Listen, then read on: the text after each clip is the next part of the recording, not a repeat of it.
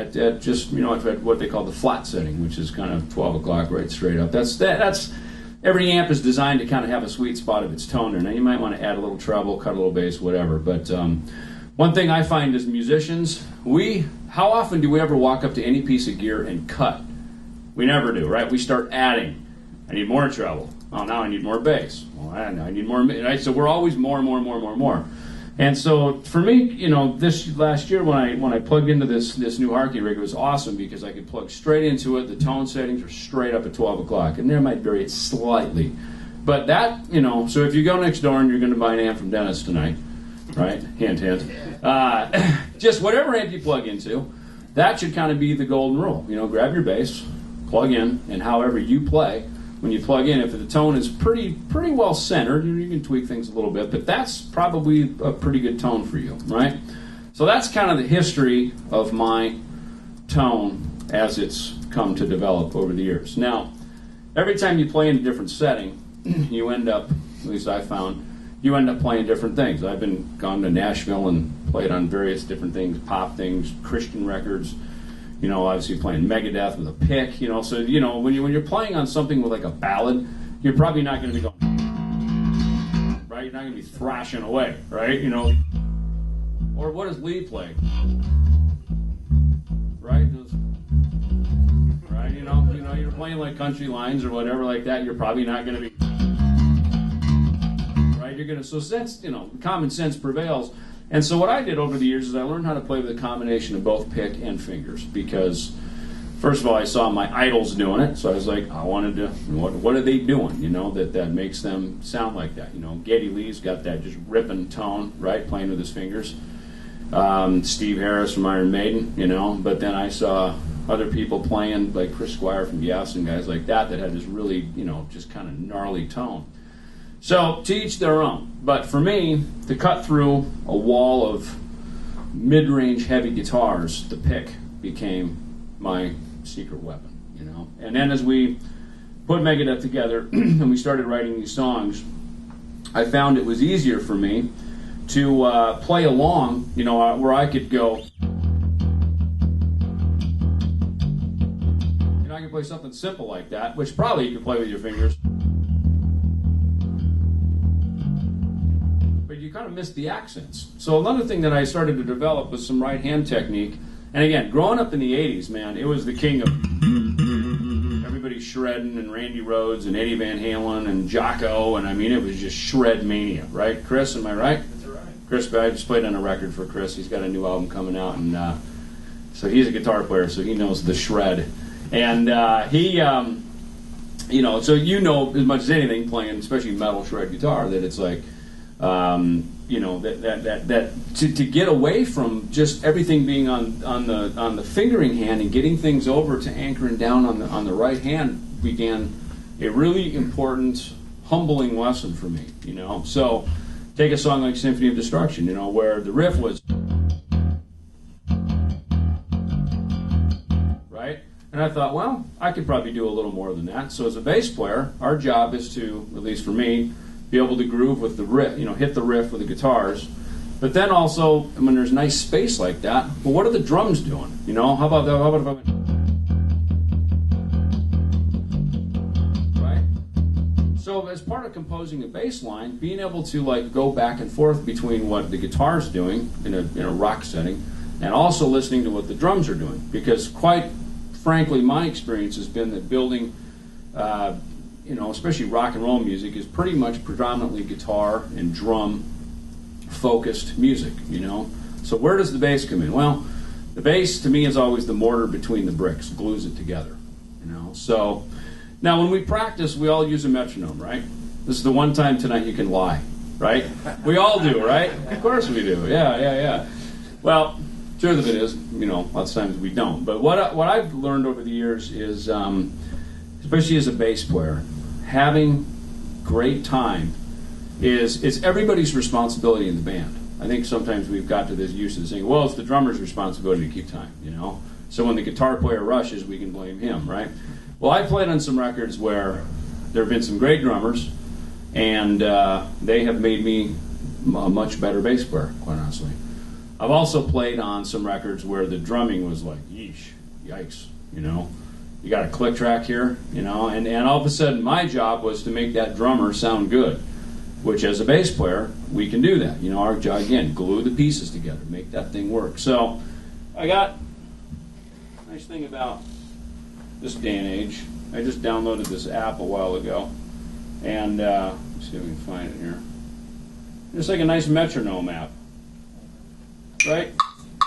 You know, so you can kind of have anything like this, and sometimes I'll just turn this on in my hotel room, and just, you know, I mean, to a non-musician, that's like Chinese water torture, right? Right? But to a musician, you know, just kind of like hanging, just kind of grooving a little bit, just checking some email, right? Zoning out. It's just kind of this background thing. And I find that when I get on stage that night, I have a much better sense of where time is at when I'm on stage. That's a subtle thing, right? Right? And just kind of...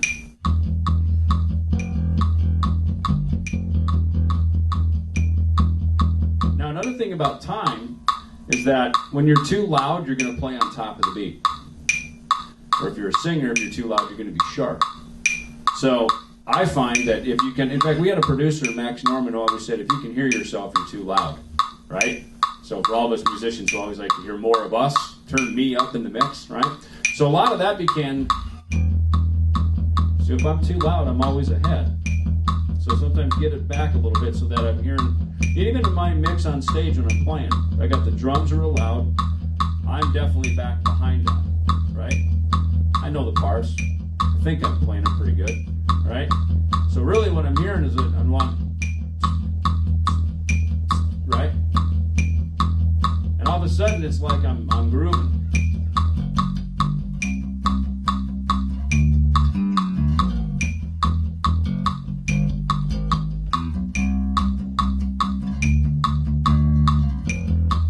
Right? So that's, let me get that thing to shut up now. But, so that's just something with time, because again, I learned that lesson the hard way once I started getting into the studio, you know, and I'd come into play, and I had a lot of great licks and fills and chops, and you know, it sounded terrible, you know, and it wasn't gluing it together. So I realized, first of all, stripping it back, get it down to less is more, and doing some things again. And one of the other things too is being able to count in halftime, kind of like what I was doing up here. It was like, right, instead of going on the instead of counting always on the 8th note, or if you're playing thrash metal, 16th notes probably, right? Right? Instead of doing that, kind of subdivided back to count it in a halftime, right? Right? Even that when I'm playing holy words up here. Internally, I'm going, right? So internally, and if I don't know if I ever tap my foot on stage, I'm always feeling in a halftime. And what that does is I find it pulls me back, especially if you're recording now, like digital recording in GarageBand or Pro Tools or something, you can see right where the hit is, right? So as soon as you see that hit, the bass note, actually every note in the band, in the ensemble, should be either on or behind, like say where the kick or the snare is. If you're ahead of it, it's going to sound rushed and nervous, and it's not going to swing and groove. Right? And you can tell if it's grooving because you can look around the room, and when people's heads are bobbing, right? All of a sudden it's like, yeah, it must be grooving, man, because it feels good. Because that's really what music is about. It's about connecting, right? It's about feeling good. My wife likes to dance like most girls do. I don't dance. That's why I became a musician, so I wouldn't have to dance, right? And the girls would ask me to dance instead of me having to ask the girls to dance, right? So, but, you know, one of the things I found the couple times I've been on the dance floor, like a wedding or something, right, is all of a sudden you feel the bass and you feel it, and it's like, oh, okay, I get why people dance. This, you know, there's a connection. Well, as a bass player, that's really a big part of what our job is just making things feel good. So hopefully those are a couple little tricks, you know, little things you can do. Counting in halftime, having a metronome around so you can be constantly kind of swinging and grooving and setting up your, you know, your internal metronome. Any questions on that, Bunny? No? No questions, all right. Move on to a couple of other things. Most of the time so I was just thinking kind of about composing bass lines because, every band is different. And we just recorded a new Megadeth album that's coming out. And as we're playing a new song live and as I'm starting to hear the mixes are coming back, one of the things that I like to do in I kind of even did it on Holy Words there, is starting to climb up the neck to build some tension and some excitement. So if everything... Right, so if everything's down there...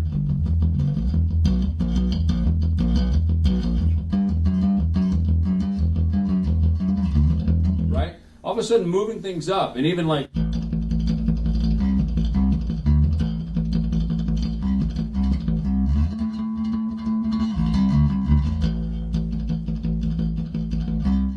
So there's a couple little things like that I like to do that really can add and start to build tension. So you're almost indicating what the next section of the tune is going to be, right? A lot of the stuff we hear on the radio, pop music, rock and roll music, you're going to hear it. It's going to maybe the verse is going to go around like 8 times, and then some change. It feels like a change is coming, So as a bass player, we can do some things like that,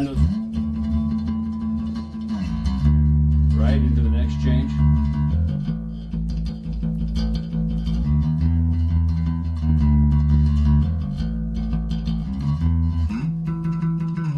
There's something like that we can do that'll start to create tension, right? And they're just simple and effective things to do. In metal music, everything's kind of about the riff, right? We get kind of locked into riff mode. But if you're playing through chord changes, like I just was there with a blues change, right? There's a couple of other things that really help that make help create a nice bass line, which is being able to walk up into the note and walk down into notes, right? Right, walking up into it, down into it, right, up into it.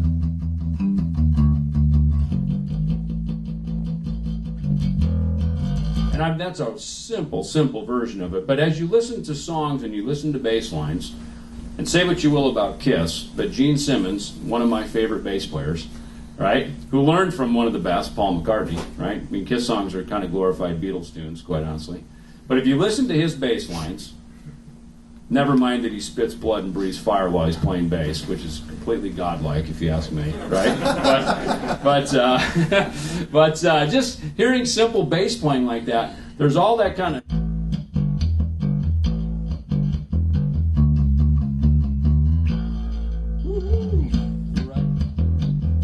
These kind of just roly-poly kind of like just, move and feel good bass lines, and it's a lot of movement in and out of the chords. When I was a kid growing up, I could never figure out what he was doing until I started to take some lessons, which I definitely encourage all musicians should do, especially if you're just starting out. Get a good teacher, start taking some lessons, learn some fundamentals of the bass, some fundamentals of music, and usually a guy or a girl, a teacher that's been around the block a little bit, will start to kind of hip you to some of these little tricks like that, right? And all of a sudden your bass playing within a couple of lessons, can really start to move to another level because you'll start to learn some of these little shortcuts. So now my friend Katie back there, she was over at the house. We were having a little barbecue one night, and she's a bass player. Just started taking up the bass. In fact, taking lessons from Ray, I think, right? Yeah. So you've seen Ray Riendel's face around here, something hit me that there's a way to learn academically how to play, and then there's the way you're actually really going to play, right? Has anybody had that experience, right? And it's good to learn academically. Okay, here's a scale, How many times have you actually ever played a scale in a song or on it, right? Probably never. Chris is smiling already. He goes, never, because you usually don't. But you need to learn it because inside of that scale is where there are some very effective notes and that's where the creativity comes, is which notes did I pick at which point and how did I create a line? Well, which is what Katie and I sat down. One of the things that I realized I had learned, and I wasn't even really thinking about it, and I actually put it into a Guitar World column.